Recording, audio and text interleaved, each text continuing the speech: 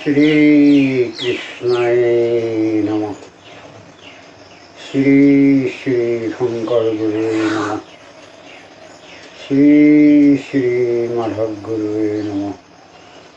সমস্তৰ বুদ্ধি সাচি সবে তুমি জানা, আজি ধৰি প্ৰভু আমাক দাস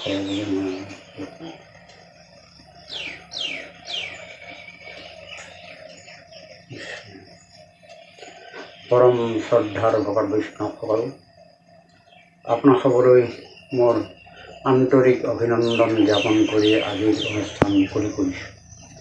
আজি আপোনালোকক পৰম গুৰু শ্ৰীমন্ত শংকৰদেৱে প্ৰচাৰ কৰা উত্তম ভকতিৰ বিষয়ে জনাব বিচাৰিছোঁ। তেৰাই ভক্তি যুগৰ পিছতে উত্তম ভকতি বুলি নামাকৰণ কৰি আমাক আধ্যাত্মিক চেতনাবোধৰ কাৰণে বুজাব বিচাৰিছে। তাকে শুনোচোন আহক কি বুলি কৈছে। আতনন্তৰে আবেগ কৰো নিৰূপম মহা, উত্তম ভকতি মাধৱৰ কপিলত দেৱহূতি পুছিলায়ু উত্তম ভক্তি, শুনি দিলা কপিলে উত্তৰ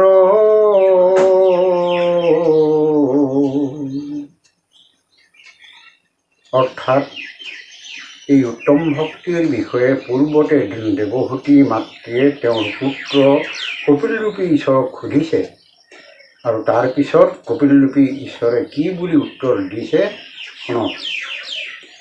শুনা মাতৃ সাৱধানে কহোঁ তয়ো বিদ্যমানে, উত্তম ভকতি যেন নয়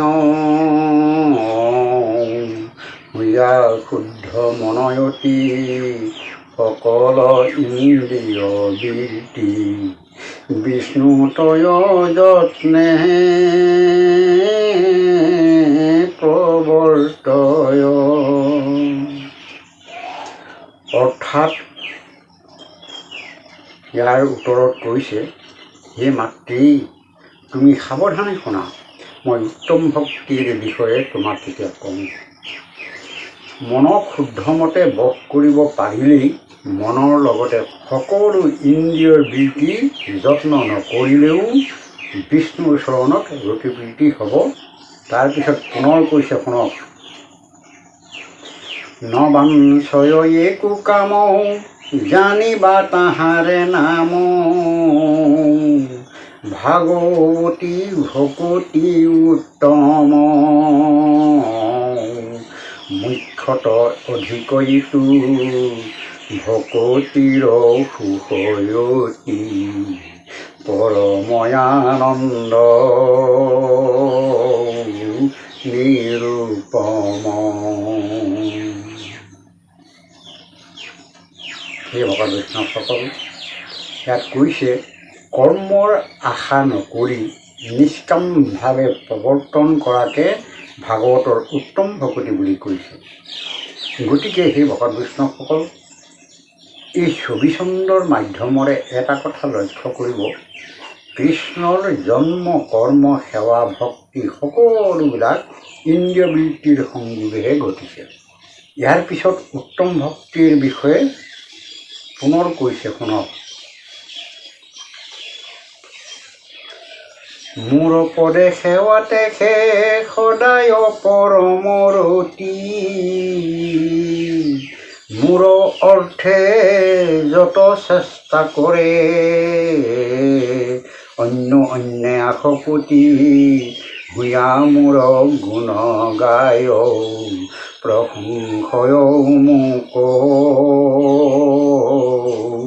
নিৰন্তৰে।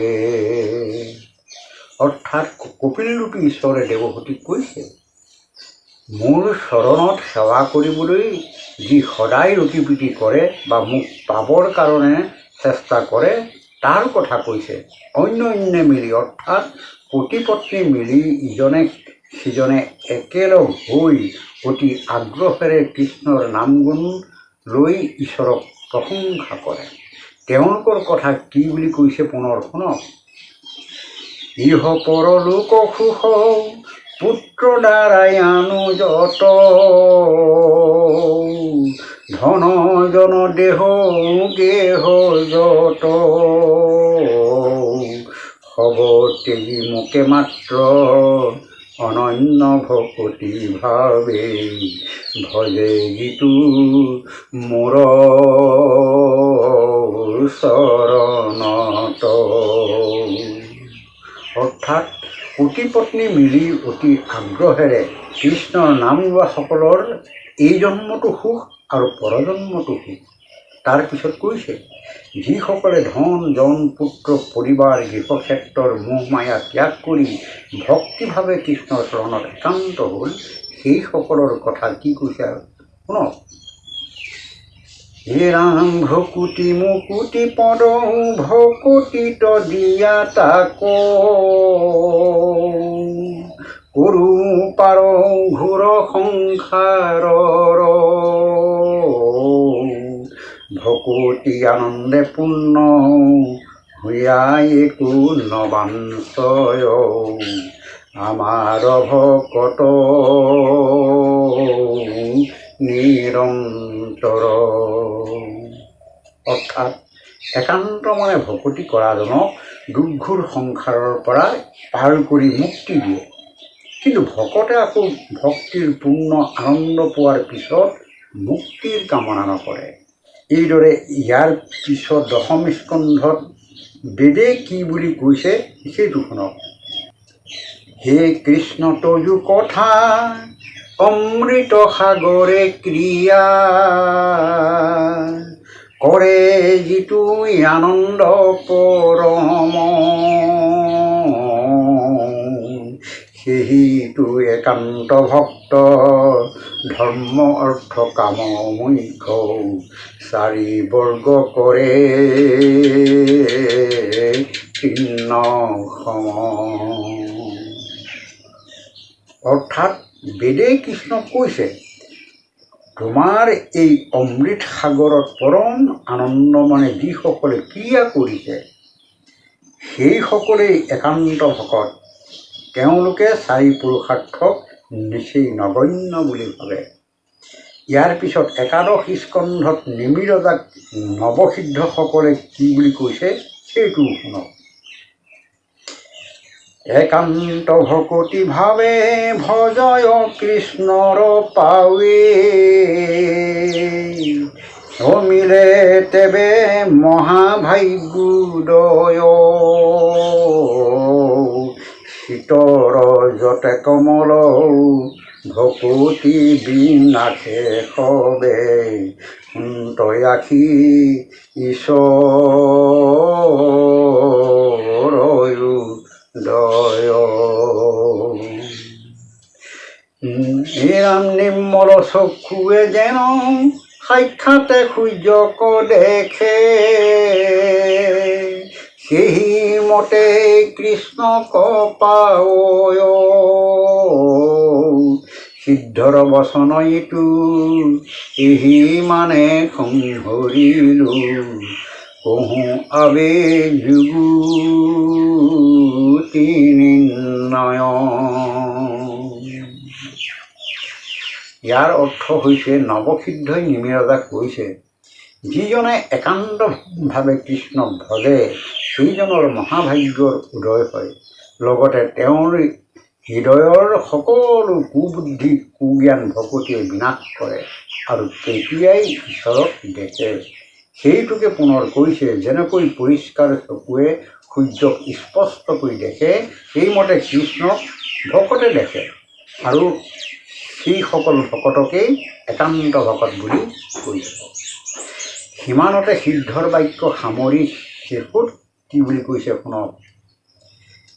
ইটো সব বচনৰ অনুসাৰে বুজিবে লৈয়ায়ে কৌ কৃষ্ণত শৰণ, উত্তম ভকতি ধৰি লভে ভগৱন্ত হৰি, জানিবা ইহা কহ সৰ্বজন। অন্যথা প্ৰকাৰে ইটো নলভে পৰম গতি। এহি মানে পৰম নিৰ্ণীত, হেন জানি কৃষ্ণ পাৱে শৰণলৈও কৌশৱে। বুদ্ধি কৰি কৃষ্ণ নিশ্চিত। এই ভকত বৈষ্ণৱসকল, অধ্যায়ৰ শেষত কৈছে কৃষ্ণৰ এই উপদেশসমূহৰ অনুসাৰে জানি বুজি কৃষ্ণৰ শৰণত একশৰণ হোৱা। তাৰপিছত ক'লে উত্তম ভক্তি পালন কৰিলেহে ভগৱন্তক পোৱা যায়। অন্য প্ৰকাৰে কৃষ্ণকো নাপায় আৰু মুখ্য গতিও পোৱা নাযায়। গতিকে সেইটোকে জানি বুদ্ধি কৰি অন্য উপাসনা এৰি কৃষ্ণৰ চৰণত শৰণ ল'বলৈ নিশ্চয় কৰক। শাস্ত্ৰগুৰু উপদেশে কৃষ্ণৰ চৰণত সেৱা ভক্তি কৰি সুখেৰে থাকক। এই আশাৰে সকলোকে সেৱা জনাই সামৰণি মাৰিলোঁ।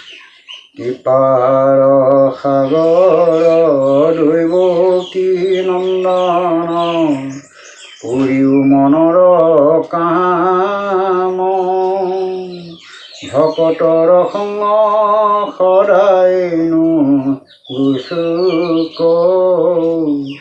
মুখেতো আগুণ নাম। শ্ৰীমন্ত শংকৰ হৰি ভকতৰ, জানা যেন কল্পতৰু, তাহান্ত বিনাই নাই নাই নাই, আমাৰ পৰম হৰি ৰাম ৰাম।